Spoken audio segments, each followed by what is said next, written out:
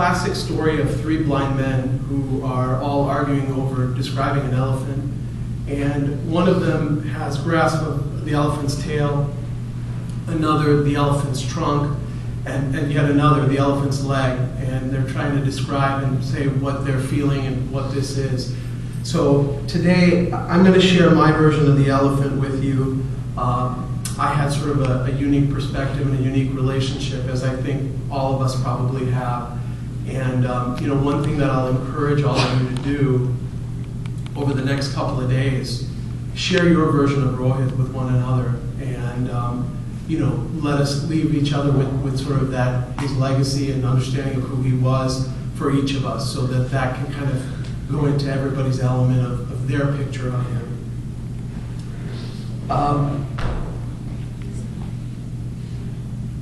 When I would see Ro, I used to call him Ro, I would see him and I'd say, "Ro! Is that you? It's good to see you, brother. It is good to see you." And that's how I used to greet him. I was always giddy with excitement when we got a chance to reunite. Unfortunately, we would sometimes go years without seeing one another, having much contact at all. And really, if I tally up our encounters over the years, we only spent a handful of times together. In addition, there was nearly a 25-year age difference between the two of us. You would think that between the generational gap and the geographic divide, no flower could blossom in such a desert, and yet we carried on like long-lost brothers every time we had an opportunity to meet, always seeming to pick up where we had left off. My first encounter with Rohit was at my wedding. Rohit was not quite yet 3 years old. And what I remember most about that first meeting was that there was a tornado that had come into town the day after the wedding. And as the storm hit the neighborhood, he was so frightened that he was hanging around in an interior bathroom. But his sense of curiosity and his sense of thrill-seeking made him run to the front window to watch as the neighborhood was pummeled with rain, ear-splitting thunder, and even gale-force winds which literally swept away a small tree from the front yard. So even from a young age, he was ready to take in any and all experiences life had to offer. His laugh was classic. It was a goofy, explosive roar, but it was a sure sign he was enjoying the moment, and it was contagious. You couldn't help but smile and enjoy his company. And even as I'm looking at the slideshows and the videos and just getting a chance to kind of see that, it fills me with joy and happiness.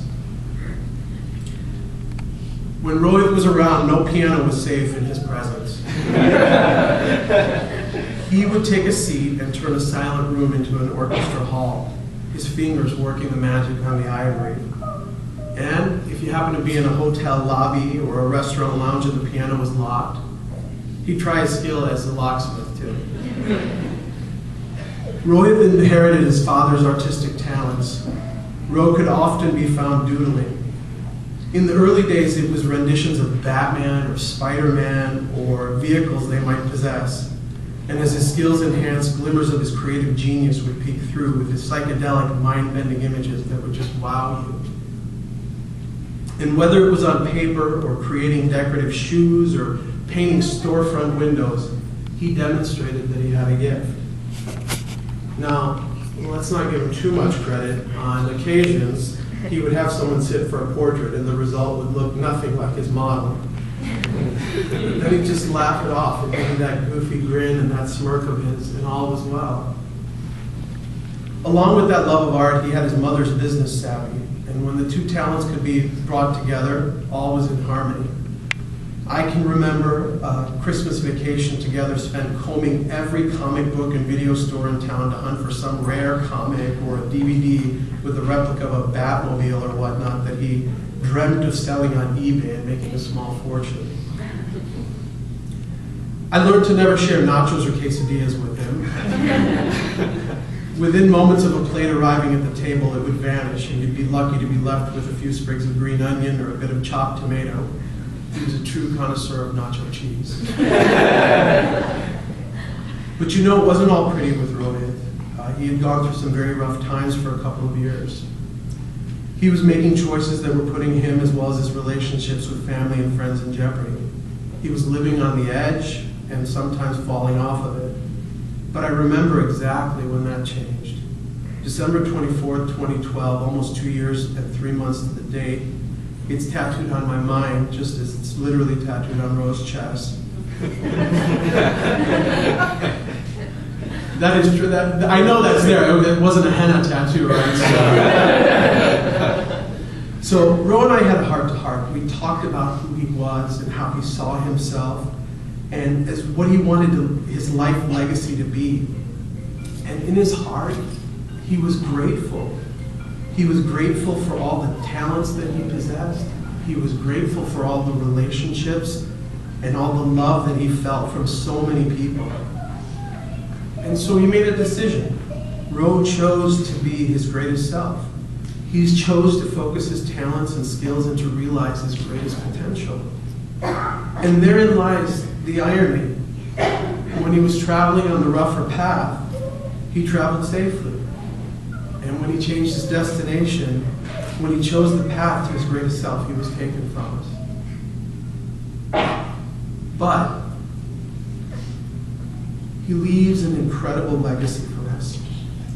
He leaves a physical legacy, his art, his songs, his videos and recordings.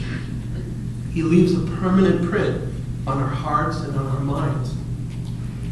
But my friends, I ask you to do a little deeper digging. There's so many people that live to a ripe old age, and they never discover their passion. Or worse yet, they know their passion, they choose not to pursue it. There's so many people that live in eternity and never give anything back. But Ro thrived from his work with youngsters.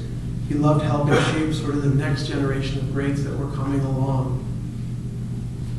So, yes, Rohit's passing is a travesty. But I want to tell you that I honestly, in my heart, believe that he left this world on his terms. He was chasing after what he loved. He had an opportunity to face his worst demons and to overcome them. And he was chasing his dreams, and he had them in his grasp.